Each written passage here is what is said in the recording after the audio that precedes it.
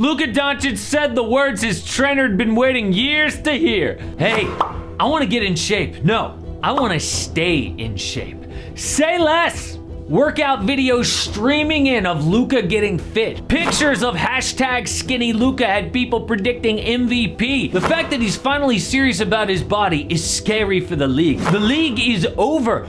Oh wait, that is all from last offseason. By the middle of the year, Luka was out of gas again. Dallas missed the playoffs. So what is different now? Once again, seeing videos of Luka working out. Oh, a pro athlete running up the stairs. How impressive. Doing cone drills like an out of shape offensive lineman. Seriously, it's impressive he could be that slow and also that great. At this point, Luka workout offseason videos are becoming Ben Simmons shooting videos. Every summer, we got clips of Ben easily shooting threes. Eventually, we stopped paying attention, like, okay, but I'll believe it when I actually see it. Why are people still falling for these Luka skinny offseason videos like the league should be terrified? But where have we seen this before? James Harden. During COVID, pics came out of the beard looking borderline homeless. He was so skinny. People went crazy, but Harden did not. By the playoffs, he was back to his old self. Both he and Luka carry such a burden on offense. They take off possessions, especially on defense. But there is an actual reason this might be different. Something happened the last few months that might change Luka's career. The transformation that mattered was Nikola Jokic. He got skinny in 2020, won back-to-back MVPs and a chip. But is this something Luka can do? What exactly changed for Nikola Jokic? Well, he was a fat kid drinking 2 liters of soda a day growing up. In the NBA, not much better. Talented, but weighed as much as 300 pounds. For years, coaches and execs told him, to be truly elite, you have to get in shape. But one day his trainer said you could be MVP of the league if you got fit. That meant winning championships. So Jokic woke up. His trainer says the first steps were lifting weights after every game.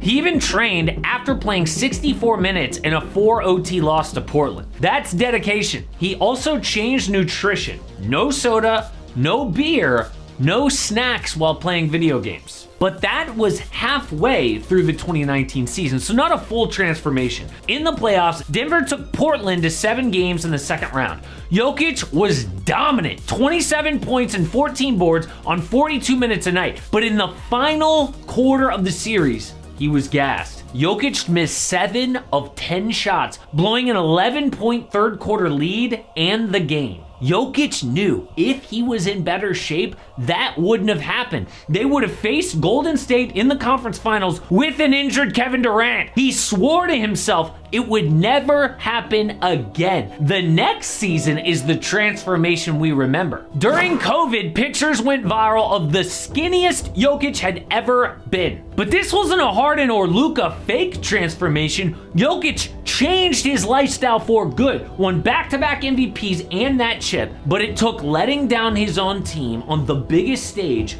to make him wake up. He got desperate. He would do anything to get in shape. Now in the playoffs last year, Jokic was the fittest dude on the court. Just as much energy in the first quarter as in the fourth quarter. It was amazing to see. But has that level of a turning point happened for Luka? Not only did he miss the playoffs despite being an MVP candidate last year, he watched his friend Jokic become the best player in the world. But one thing Jokic has that Luka does not is an elite team around him. The Mavericks front office has a terrible reputation, could lead to Luka demanding a trade one day. But what they did this offseason shocked everyone. The first move was to re-sign Kyrie Irving, a 3-year, $126 million deal. A lot of people say that is horrible. But they don't understand Kyrie. He has caused so much drama. The best Kai could get elsewhere was about $10 million per year. I mean, he took a meeting with the Suns. Like, what could they have given him? So why did Dallas give him $42 million a year? They overpaid. It's because they had to. Imagine Dallas saying, oh, you can only get $10 million elsewhere. Well, we're gonna give you 15. That would have pissed off Kyrie so much. Feeling disrespected? No, they had to pay him like a superstar to hope he's happy and stays out of trouble. If Kai left, they would have had to replace him with cap space. Maybe someone like James Harden or Dylan Brooks. The Mavs only went 5-11 in 16 games when Luka and Kyrie were healthy. They went from 4th place before the Kyrie trade to 11th, but now they get a full summer of training camp together, and people aren't mentioning this, Dallas fired their offensive coordinator coach. Next, they had the number 10 pick in the draft. People said they needed to trade that pick for immediate help. So Dallas got on the phone with the Hawks for Clint Capella, but Atlanta demanded Jalen Hardy or Josh Green. The Mavs refused to deal one of the young players, so they did the next best thing. On draft night, they traded down from 10th to 12th, offloading Davis Bertans' horrible contract. Then they agreed to take backup center Richaun Holmes from Sacramento in exchange for their first-round pick. So Dallas turned one pick, the 10th overall, into 3 players. 7'1" Derek Lively at 12th, Omax Prosper, defensive wing at 24th, and Richaun Holmes. That is maximizing value by the Mavs GM.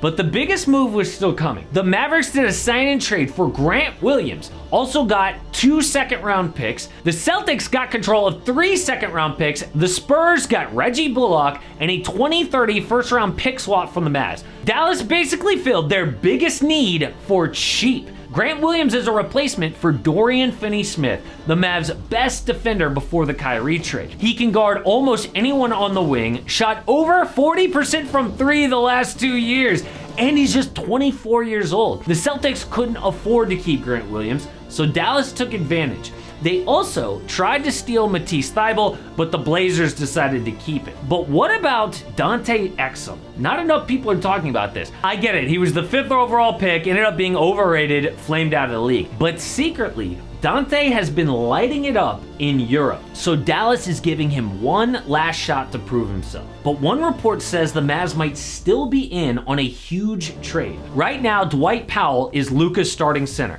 which is not good, especially on defense.